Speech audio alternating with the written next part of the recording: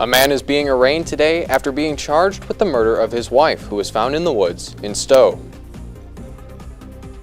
As the conflict in Gaza continues, the United States is considering airdropping aid into the war-torn Strip. Stay tuned to find out more.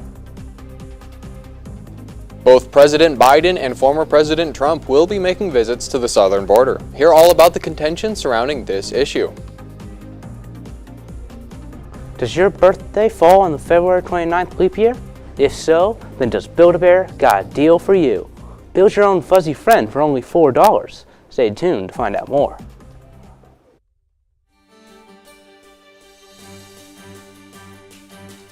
This is TV2 News.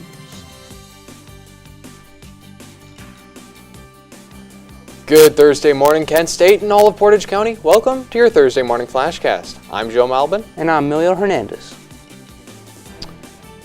Career Exploration and Development is helping students prepare for upcoming career and internship fairs.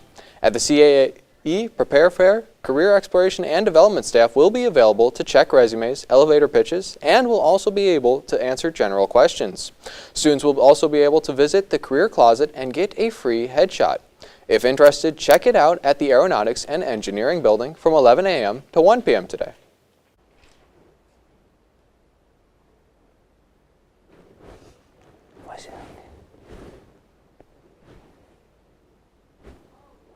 Just read it.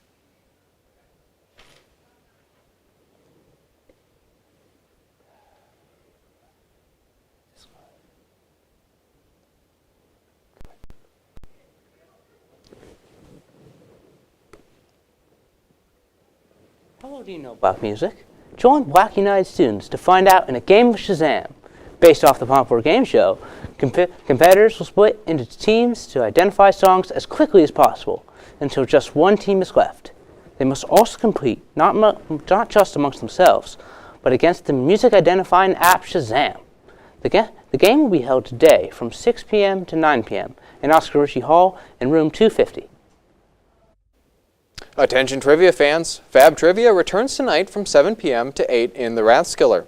The theme of tonight's event, Photo Trivia. How well do you think you can identify a photo based on its close-up? Try your skills or your luck, as questions will be photos that slowly reveal themselves. Tonight's game will be played through a Kahoot, so be sure to bring an electronic device.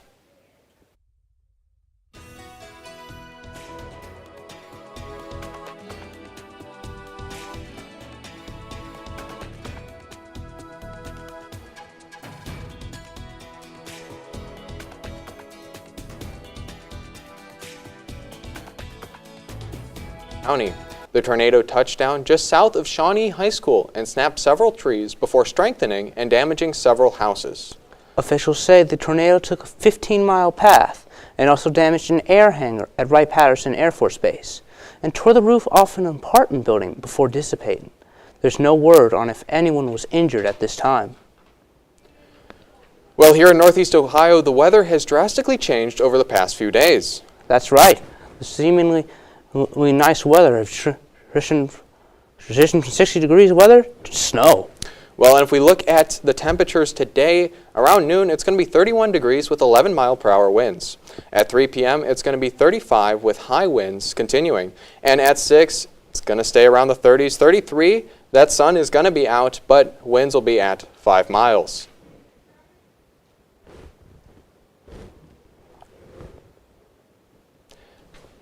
The dew point will be 32.7 degrees. The wind will be 11 miles. Humidity will be 54% with visibility at 10 miles. Currently in Kent, it feels like 17 as it is 27 degrees out there. It's a bit nippy, so be sure to bundle up.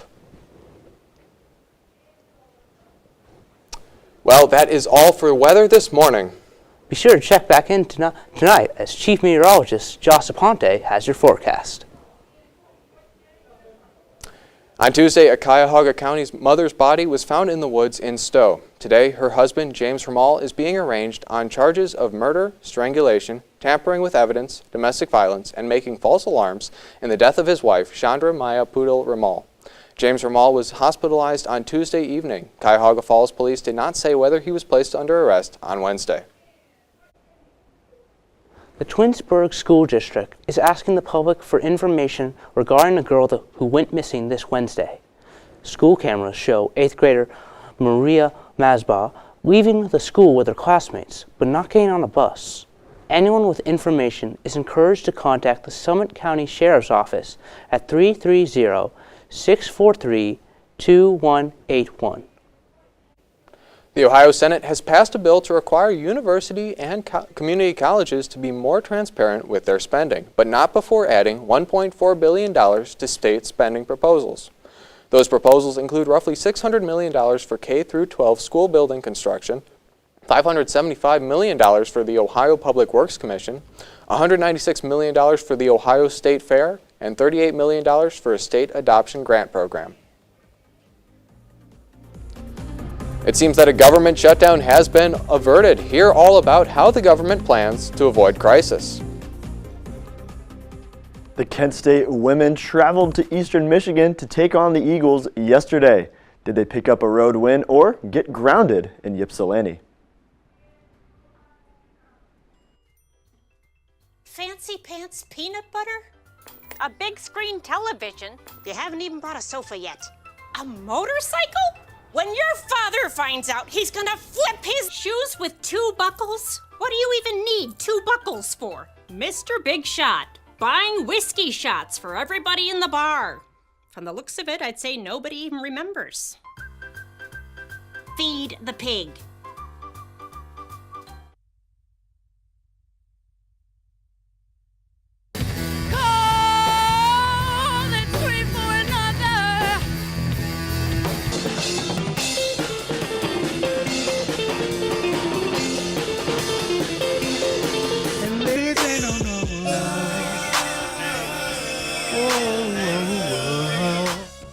Catch Kent Core Fridays at 9 p.m.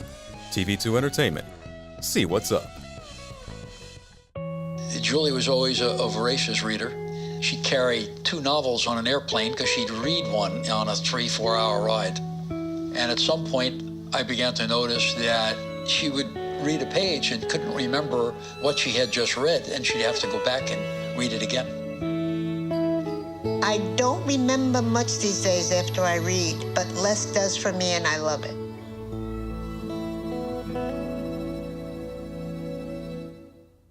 Jimmy can't sing, and Tommy can't dance, so we're gonna put some ants in their pants. Aww. Kids will spend 22 minutes watching us, the super duper party troopers, sing about ants in their pants. Isn't that funny? Ants in their pants, they've got ants in their pants, they've got ants in their pants. Brushing for 2 minutes now can save your child from severe tooth pain later. 2 minutes, twice a day. They have the time. It seems the government shutdown is being averted. Congressional leaders promise a long-term fiscal year budget by March 22nd. Leaders say they agree in a continuing stopgap resolution and will hold votes on bills next week.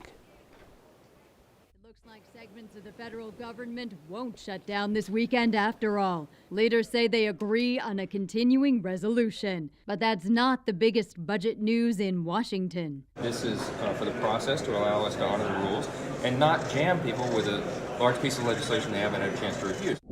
Top congressional leaders say they'll hold votes on 6 long-term appropriations bills next week. Here are some of the government agencies that legislation affects. The CR keeps them open through March 8th. Leaders say they're still finalizing another 6 bills covering the rest of government. The CR gives them until March 22nd for those. Some lawmakers say it's about time the country had a fiscal year plan. This is stupid. This ridiculous back and forth about nothing. I mean, this was supposed to be done in September. Voters are shaking their heads, wondering what in God's name we are doing. We should be dealing with issues that are meaningful to American families immediately. The budget news comes the same day as another high-profile announcement. The longest-serving party leader in Senate history is giving up his title. This will be my last term as Republican leader of the Senate. Minority Leader Mitch McConnell says he'll still be a senator, but he says it's time for the next generation of leaders. I yield the floor. I'm Amy Kiley reporting. President Biden and former President Trump are both making trips to the Texas border this Thursday. Biden will be visiting Brownsville and Trump is going to Eagles Pass. Biden's campaign has called out Trump's visit, calling it a political stunt. Immigration has been a consistent issue for the Biden administration all 4 years of his presidency. According to a new Gallup poll, just 28% of Americans approve of how he has handled the issue. The U.S. is considering sending airdrops of aid into Gaza. And according to the United Nations, more than 2 million people in Gaza are at imminent risk of famine. Earlier this week, Jordan, Egypt, the United Arab Emirates, Qatar, and France airdropped relief on various areas in the Gaza Strip. Top U.S. officials have called on Israel to allow aid to enter Gaza.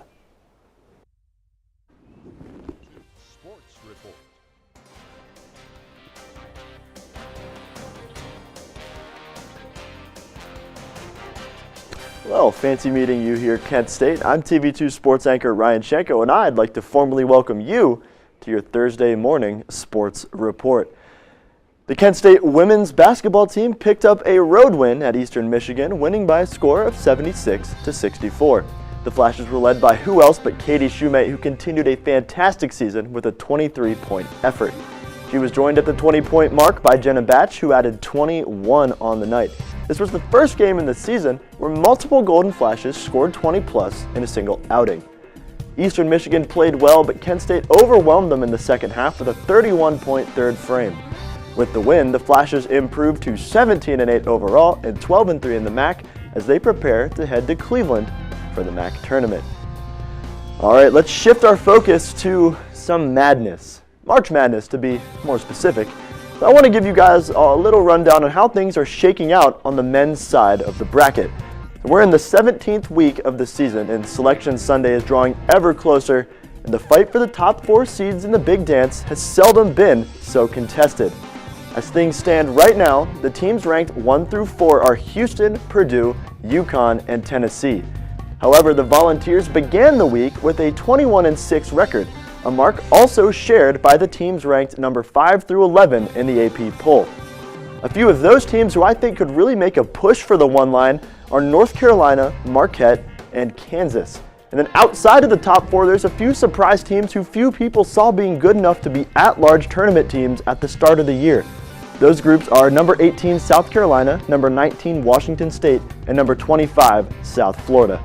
Now, I'm excited to see how things pan out over the last few weeks of the year and into conference tournament week. Unfortunately, that's all the time I have for you this morning. I've been Ryan Schenko, you've been you. What's up, Josh? And this has been TV2 Sports. Let's send it back to the desk. Thanks, Ryan. Well, that is all the time we have for today. Thank you so much for joining us. For all these stories and more, check KentWire.com and Kent Wire on all social media. I'm Emilio Hernandez. And I'm Joe Malbin. Make it a great day, Portage County. Brushy brush, brush your teeth every day and every night. Now it's your parents' turn. Here's what you gotta do. Let them have your toothbrush so that they can brush your teeth. You got your almost done. 5, 4, 3, 2, 1. That's it. Help your teeth stay healthy. Brushy brush with a grown-up every day. What if you could make an impact? Be the change. Create a legacy. What if you could do it all?